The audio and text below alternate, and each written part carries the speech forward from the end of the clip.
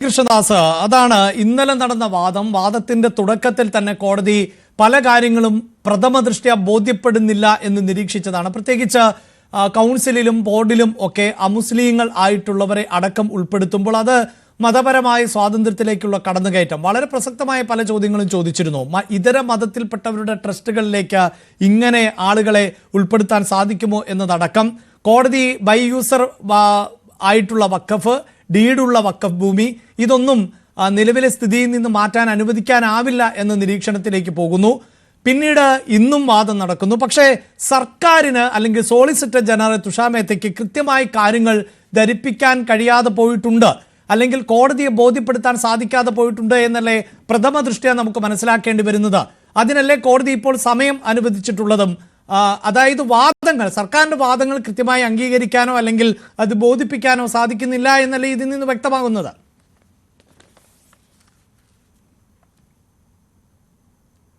അഭിലാഷേ, നമുക്ക് ഏത് തരത്തിൽ വേണമെങ്കിലും കോടതിക്കകത്ത് നടക്കുന്ന നടപടികളുടെ നമ്മളുടെ സൗകര്യത്തിനനുസരിച്ച്, ഇഷ്ടത്തിനനുസരിച്ച് എങ്ങനെ വേണമെങ്കിലും വ്യാഖ്യാനിക്കാം. ആ വ്യാഖ്യാനങ്ങൾക്ക് ഏതെങ്കിലും നിയമപരമോ വസ്തുതാപരവുമായ സാധുതയുണ്ടോ എന്നുള്ളത് മാത്രമാണ് അതിൻ്റെ പ്രസക്തമായിട്ടുള്ള കാര്യം. അതെ, ഹർജിക്കാർ ഉന്നയിക്കുന്ന ഒരു കാര്യം കോടതിയുടെ ശ്രദ്ധയിൽപ്പെടുത്തുമ്പോൾ ആ കാര്യങ്ങളെ സംബന്ധിച്ച് ഇവിടെ എതിർകക്ഷി എന്ന് പറയുന്നത് കേന്ദ്ര സർക്കാരാണ്. കേന്ദ്ര സർക്കാരിനോട് അത് അങ്ങനെയല്ലേ, ഇതിങ്ങനെയല്ലേ എന്ന് കോടതികൾ ചോദിക്കുക എന്നുള്ളത് ഏത് കേസുകളിലും നടക്കുന്ന നടപടിയുടെ ഭാഗമാണ്. അതിന് ഉത്തരം കൊടുക്കുകയോ പിന്നീട് ഉത്തരം കൊടുക്കുകയോ കൗണ്ടർ ഫയൽ ചെയ്യുകയോ ഒക്കെ ചെയ്യുമ്പോഴാണ് അതിൻ്റെ ഉത്തരങ്ങൾ കൃത്യമായി വരിക. ഇനി ബഹുമാനപ്പെട്ട കോടതിയെ സംബന്ധിച്ച് അതിലേതെങ്കിലും വസ്തുതയെ സംബന്ധിച്ചോ അതിൻ്റെ നിയമവശത്തെ സംബന്ധിച്ചോ ഭരണഘടനാപരമായ സാധുതയെ സംബന്ധിച്ചോ ഒക്കെ കൂടുതൽ വാദം കേൾക്കേണ്ടതോ അല്ലെങ്കിൽ പരിശോധിക്കപ്പെടേണ്ടതോ ആയിട്ടുള്ള കാര്യങ്ങളുണ്ടെങ്കിൽ ആ കാര്യങ്ങളെ സംബന്ധിച്ച് കോടതി അതിൻ്റെ വാദം കേൾക്കുമ്പോഴാണല്ലോ കേൾക്കുക. ഇവിടെ രണ്ട് പ്രധാനപ്പെട്ട വിഷയങ്ങളാണുള്ളത് അഭിലാഷേ. 1995-ലും 2013-ലും രണ്ട് ഘട്ടങ്ങളിലായി നമ്മുടെ വഖഫ് നിയമവുമായി ബന്ധപ്പെട്ടുകൊണ്ടുള്ള നിയമങ്ങൾ കോൺഗ്രസിന്റെ ഭരണകാലഘട്ടത്തിലും ഇനി ഇടതുപക്ഷത്തിന്റെ എല്ലാം പിന്തുണയോടുകൂടി കോൺഗ്രസ് ഭരിച്ചിരുന്ന കാലഘട്ടത്തിലും ഇതേ മുസ്ലിം ലീഗ് അടക്കമുള്ള ആളുകൾ പിന്തുണച്ചിരുന്ന കാലഘട്ടത്തിലുമെല്ലാം ഡ്രക്കോണിയൻ ലോ എന്ന് നമുക്ക് വെറുതെ പറയാ എന്നുള്ളതല്ല, നമ്മുടെ ഭരണഘടനയെയും നമ്മുടെ നീതിന്യായ സംവിധാനത്തെയും നമ്മുടെ ലോസ് ഓഫ് ലാൻഡിനെയും നമ്മുടെ സിവിൽ നിയമങ്ങളെയും എല്ലാം കാറ്റിൽ പറത്തിക്കൊണ്ട് ഈ രാജ്യത്തൊരു പ്രത്യേക കോടതി, ഒരു പ്രത്യേക സംവിധാനം, ഒരു പ്രത്യേക നിയമ സംവിധാനം, അതിന്റെ അടിസ്ഥാനത്തിൽ ആർക്കും അപ്പീൽ കൊടുക്കാൻ കഴിയാത്ത സ്വന്തം നിയമങ്ങൾ പ്രഖ്യാപിക്കുന്ന, സ്വന്തം വിധികൾ പ്രഖ്യാപിക്കുന്ന ഒരു സംവിധാനം കൊണ്ടുവരിക, അതിനെ അംഗീകരിച്ചു കൊടുക്കുക.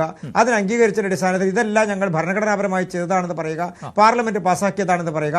അങ്ങനെ പാർലമെന്റ് പാസാക്കിയ നിയമങ്ങളിലുള്ള ഭരണഘടനാ വിരുദ്ധതയും നിയമവിരുദ്ധതയും സാമാന്യ നിയമത്തിനും നീതിക്കും യോജിക്കാത്ത തരത്തിലുള്ള ജനങ്ങളുടെ ആശങ്കകളും പരിഹരിക്കുന്നതിന് വേണ്ടിയിട്ടുള്ള നിയമനിർമ്മാണവും നിയമമാറ്റവുമാണ് കൊണ്ടുവന്നിട്ടുള്ളത് കേന്ദ്ര സർക്കാർ. അതിലൊരു മാറ്റവും ആ കാര്യത്തിനകത്തില്ല.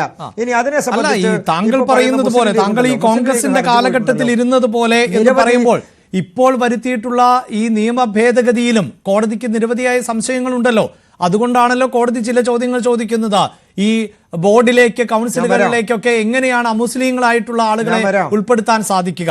മറ്റൊന്ന്, ഇപ്പോഴത്തെ നിയമ ഭേദഗതി അനുസരിച്ച് ഒരാൾ വഖഫ് നടത്തണമെങ്കിൽ അയാൾ ചുരുങ്ങിയത് 5 വർഷം ഇസ്ലാമാകണം എന്നതുപോലെയുള്ള ചോദ്യങ്ങൾ, എന്നതുപോലെയുള്ള ഉപാധികൾ, അതാണ് കോടതിക്കും സംശയമുണ്ടാക്കുന്നത്. അതുകൊണ്ടാണല്ലോ കോടതി ഇത് ഒരുപക്ഷെ പൂർണ്ണമായും സ്റ്റേ ചെയ്തിട്ടില്ല എന്ന് പറയുമ്പോൾ പോലും തൽസ്ഥിതി തുടരണം എന്ന് പറഞ്ഞാൽ അതിനർത്ഥം എന്തായിരുന്നോ ഈ നിയമ ഭേദഗതി അവതരിപ്പിക്കുന്നതിന് മുമ്പുള്ള അവസ്ഥ, ആ അവസ്ഥ തന്നെയാണ് ഇനി തുടരേണ്ടത് അടുത്ത കോടതി ഉത്തരവ് വരെ എന്നല്ലേ?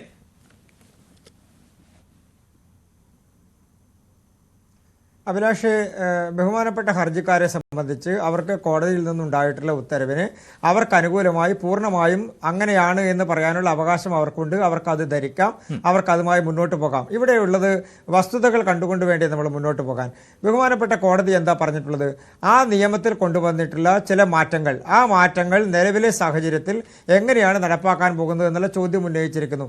അതിനെ സംബന്ധിച്ച് ഇനി അതിൻ്റെ നടപടിക്രമങ്ങളുമായി ബന്ധപ്പെട്ടുകൊണ്ടുള്ള റൂൾസ് വരാനിരിക്കുന്നു, അതുമായി ബന്ധപ്പെട്ടുകൊണ്ടുള്ള വ്യക്തതകൾ വരാനിരിക്കുന്നു. ഇനി വഖഫ് നിയമത്തെ സംബന്ധിച്ച് സെൻട്രൽ ഗവൺമെന്റ് മാത്രം റൂൾസ് ഇറക്കിയാൽ പോരാ, അതിനെ സംസ്ഥാനങ്ങളും റൂൾസ് ഇറക്കണം. അതാത് സംസ്ഥാനങ്ങളുടെ വഖഫ് ബോർഡുകളുമായി ബന്ധപ്പെട്ടുകൊണ്ടുള്ള റൂൾസ് നടപ്പാക്കാനുള്ള നടപടികളുമായി സംസ്ഥാന സർക്കാരുകൾ മുന്നോട്ട് പോകണം.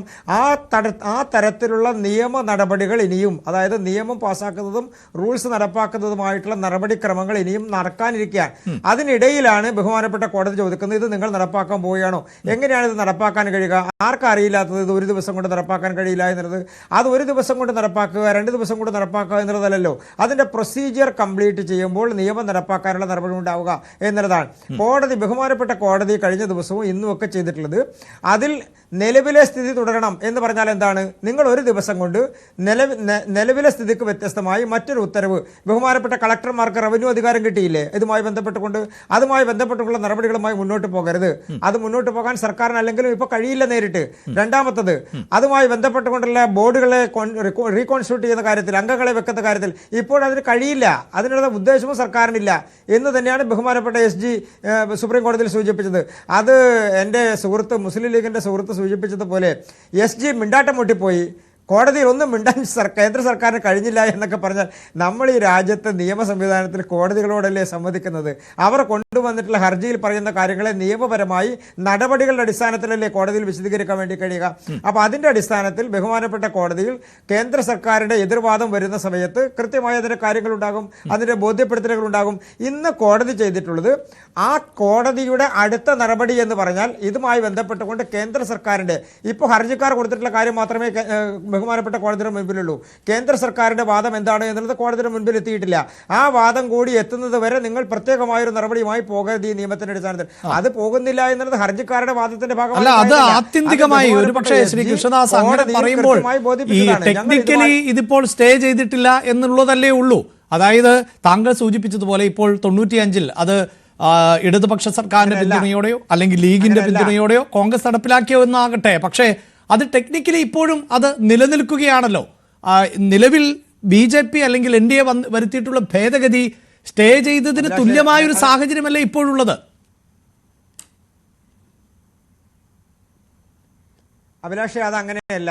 അതായത് ഹർജിക്കാർ ഉന്നയിച്ചിട്ടുള്ള വാദങ്ങൾ ഇത് ഭരണഘടനാ വിരുദ്ധമാണ്, ഇത് നിലനിൽക്കുന്നതല്ല, ഇതുമായി ബന്ധപ്പെട്ടുകൊണ്ട് വലിയ അപാകതകൾ ഞങ്ങൾക്കുണ്ടാകും എന്നൊക്കെ പറഞ്ഞിട്ടുള്ള കാര്യത്തിലേക്കൊന്നും ബഹുമാനപ്പെട്ട കോടതി കടന്നിട്ടില്ല. രണ്ട് വിഷയങ്ങളാണ്. അല്ല, കോടതി കടന്നിട്ടില്ല എന്ന് അങ്ങനെ പൂർണ്ണമായും പറയാൻ സാധിക്കുമോ? കോടതിയുടെ ഭാഗത്ത് നിന്ന് ചില ചോദ്യങ്ങളടക്കം വളരെ പ്രസക്തമായി കഴിഞ്ഞ ദിവസം വാദത്തിന്റെ ഇടയിലൊക്കെ ഉണ്ടായില്ലേ ശ്രീ കൃഷ്ണദാസ്? പൂർത്തിയാക്കട്ടെ.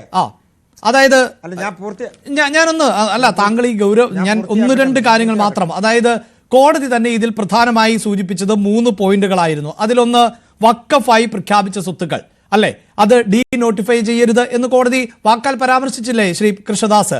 ഉപയോഗം വഴിയോ ഉത്തരവ് വഴിയോ വഖഫായ സ്വത്തുക്കൾ അങ്ങനെ തുടരണം എന്ന് കോടതി നിരീക്ഷിച്ചില്ലേ? വഖഫ് സമിതിയിൽ എക്സ് ഒഫീഷ്യോ അംഗങ്ങൾ ഒഴികെ നാമനിർദ്ദേശം ചെയ്യപ്പെടുന്നവർ എല്ലാവരും മുസ്ലിം വിഭാഗക്കാരായിരിക്കണം എന്ന തരത്തിലൊരു പരാമർശം നടത്തിയില്ലേ? ഇനി താങ്കൾ സൂചിപ്പിച്ചതുപോലെ കളക്ടർ ആണ് ഇതുമായി ബന്ധപ്പെട്ട വിഷയങ്ങൾ അന്വേഷണം നടത്തുന്നത്. പക്ഷേ അന്വേഷണം നടത്തുമ്പോൾ വഖഫ് സ്വത്തുക്കൾ അങ്ങനെ അല്ലാതാകും എന്നൊരു സാഹചര്യം സൃഷ്ടിക്കപ്പെടരുത്, അത് ഗുരുതര പ്രത്യാഘാതമുണ്ടാക്കും. ഇങ്ങനെയുള്ള നിരീക്ഷണങ്ങൾ കോടതിയുടെ ഭാഗത്ത് നിന്ന് ഉണ്ടായില്ലേ ശ്രീ കൃഷ്ണദാസ്?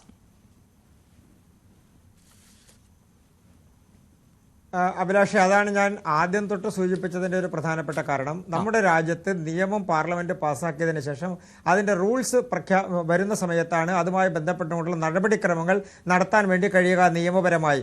ഞാൻ അങ്ങ് ചോദിച്ച ചോദ്യത്തിന്റെ ഓരോ ഭാഗത്തേക്കും വരാം. ഉദാഹരണത്തിന് അംഗങ്ങളെ നിയമിക്കാൻ കഴിയില്ലേ എന്നുള്ള കാര്യത്തെ സംബന്ധിച്ചാണെങ്കിലും, ഇനി അതല്ല നിലവിൽ നിലനിൽക്കുന്ന നിയമങ്ങളുമായി ബന്ധപ്പെട്ടുകൊണ്ട് നോട്ടിഫൈ ചെയ്യരുത് എന്ന് പറഞ്ഞ കാര്യത്തിലാണെങ്കിലും ഒക്കെ ബഹുമാനപ്പെട്ട SG കോടതിയോട് അങ്ങോട്ട് പറഞ്ഞ കാര്യങ്ങളാണെന്നേ. ഈ തരത്തിലുള്ള കാര്യങ്ങളെ സംബന്ധിച്ച് ഒരു അടുത്തൊരു തീയതി വരെ അല്ലെങ്കിൽ കേന്ദ്ര സർക്കാരിന്റെ ഒരു വാദം കേൾക്കുന്നത് വരെ ഞങ്ങൾ അതുമായി ബന്ധപ്പെട്ടുകൊണ്ടുള്ള നടപടികൾ മുന്നോട്ട് കൊണ്ടുപോകാൻ ഉദ്ദേശിക്കുന്നില്ല. അത് കൃത്യമല്ലേ? ബഹുമാനപ്പെട്ട കോടതിയുടെ മുൻപിൽ ഹർജിക്കാർ കൊണ്ടുവന്നിട്ടുള്ള ഹർജിയുമായി ബന്ധപ്പെട്ടുകൊണ്ടുള്ള കാര്യങ്ങളിൽ കേന്ദ്ര സർക്കാർ അവരുടെ നിലപാട് പറയുകയാണ്. എന്തിന്റെ അടിസ്ഥാനത്തിൽ? കോടതിയുടെ മുൻപിൽ നിൽക്കുന്ന ഒരു വിഷയത്തിൽ ഞങ്ങൾ പ്രത്യേകമായി ഇപ്പോൾ നടപടിയെടുക്കാൻ ആഗ്രഹിക്കുന്നില്ല. അതിലൊരു ഉത്തരവ് വരട്ടെ, അതിനെന്താ തെറ്റുള്ളത്? ഒരു തെറ്റുമില്ലല്ലോ.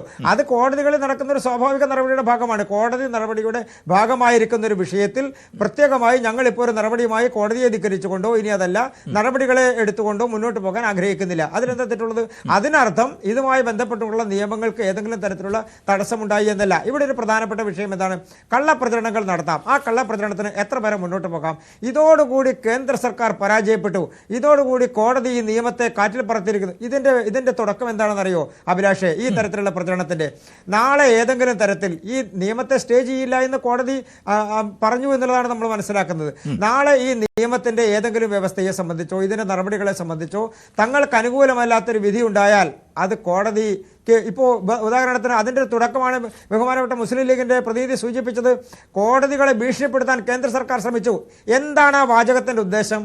ആ വാചകത്തിൻ്റെ ഉദ്ദേശം നാളെ കോടതിയിൽ നിന്ന് ഞങ്ങൾക്ക് അനുകൂലമായ ഒരു വിധി ഉണ്ടായില്ലെങ്കിൽ ഞങ്ങൾ ഇത് കേന്ദ്ര സർക്കാരിൻ്റെ സമ്മർദ്ദത്തിന് വഴങ്ങി കോടതി ഉത്തരവ് പ്രഖ്യാപിച്ചു എന്ന് ഞങ്ങൾ ഇന്നേ പറയുകയാണെന്നുള്ളതാണ്.